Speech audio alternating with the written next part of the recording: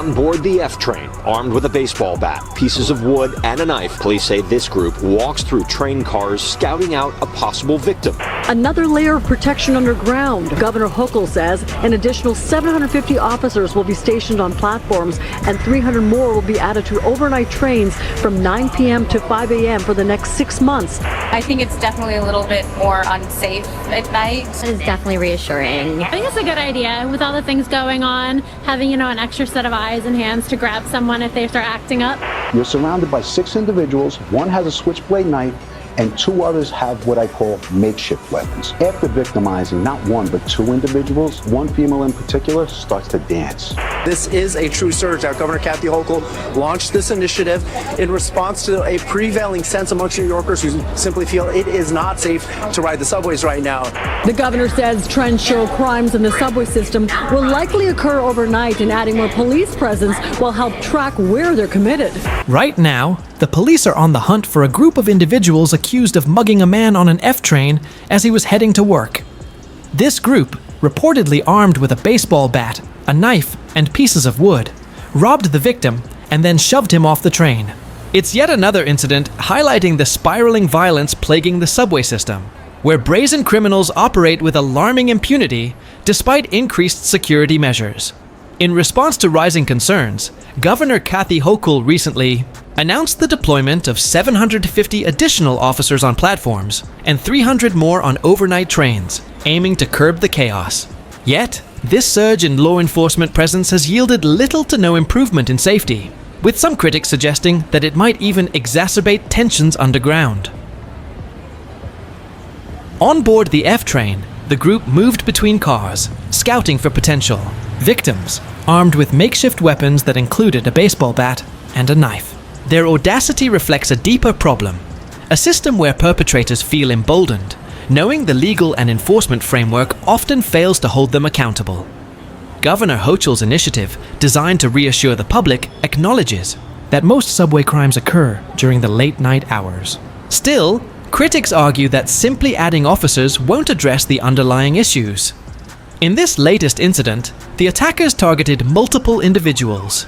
In one case, a female member of the group reportedly celebrated by dancing after the assault, a chilling display of confidence in their immunity from consequences. This brazenness is fueled by a justice system that increasingly decriminalizes actions that once carried serious penalties. Misdemeanors with minimal repercussions dominate the legal landscape, leaving victims with little hope for justice. Minors, in particular, often face even lighter consequences, with many laws protecting them from incarceration regardless of the severity of their crimes. This leniency has emboldened young offenders, turning the subway into a breeding ground for unchecked lawlessness. The problem isn't confined to the underground. Above ground, gangs, some composed entirely of teenagers, have been orchestrating robbery sprees in places like Central Park and Times Square. These groups exploit gaps in enforcement and take advantage of lax legal consequences, creating an environment where even repeated arrests fail to deter criminal behavior. For instance, one individual arrested 87 times was recently apprehended for the 88th time. Such cases highlight the inefficacy of a system that seems to recycle offenders rather than rehabilitate or adequately penalize them. New York City's subway system has become a focal point for these failures. Despite billions of dollars in funding, the NYPD and other security measures have been unable to stem the tide of violence. Criminals are growing increasingly savvy, using their encounters with law enforcement to refine their tactics and evade capture. Arrests, rather than serving as deterrents, have become opportunities for offenders to hone their skills. As a result, the subway now functions as a de facto training ground for career criminals. Even the addition of advanced security technology, such as surveillance cameras in every train car, has done little to dissuade offenders. While cameras can capture clear images of crimes, they rarely prevent them from occurring in the first place. In this case, authorities have obtained crystal clear footage of the suspects, but have yet to make any arrests. The availability of such footage underscores the paradox of modern policing. We have the tools to document crimes, but lack the systems to prevent them or deliver swift justice. Governor Hochul's strategy of deploying more officers aims to create a visible deterrent, but the reality on the ground tells a different story. Criminals, well aware of the limitations placed on law enforcement, continue to operate undeterred. Even when apprehended, many are released back onto the streets within hours. This cycle of arrest and release not only fails to protect the public, but also emboldens offenders, who grow more confident in their ability to navigate and exploit the system. Meanwhile, the perception of safety on the subway continues to erode.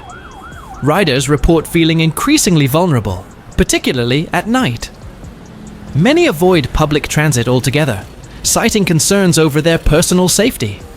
This growing mistrust is compounded by high-profile incidents, such as the recent attack on the F train. The presence of officers on platforms and trains provides little reassurance when crimes persist despite their proximity. The broader implications of this crisis extend beyond the subway. As lawlessness spreads, it undermines the fabric of the city itself. The lack of accountability sends a dangerous message that criminal behavior carries little to no risk. This perception not only emboldens offenders, but also fuels a sense of despair among law-abiding citizens who feel increasingly abandoned by a system meant to protect them. The challenges facing New York City's subway system are emblematic of a larger issue: a justice system that prioritizes leniency over accountability. Until meaningful reforms are enacted, the cycle of crime and impunity is likely to continue. Strategies must go beyond increasing police presence and address the root causes of criminal behavior. This includes revisiting policies that decriminalize serious offenses, implementing stricter penalties for repeat offenders, and investing in rehabilitation programs that offer a path away from crime. The incident on the F train is a stark reminder of the urgent need for change. As long as offenders believe they can act without consequence, the safety of New York City's public transit system will remain in jeopardy. It's a crisis that demands immediate and sustained attention from city leaders, law enforcement, and the community at large. Without a coordinated effort to restore order and accountability, the subway, and the city itself, will continue to spiral into chaos.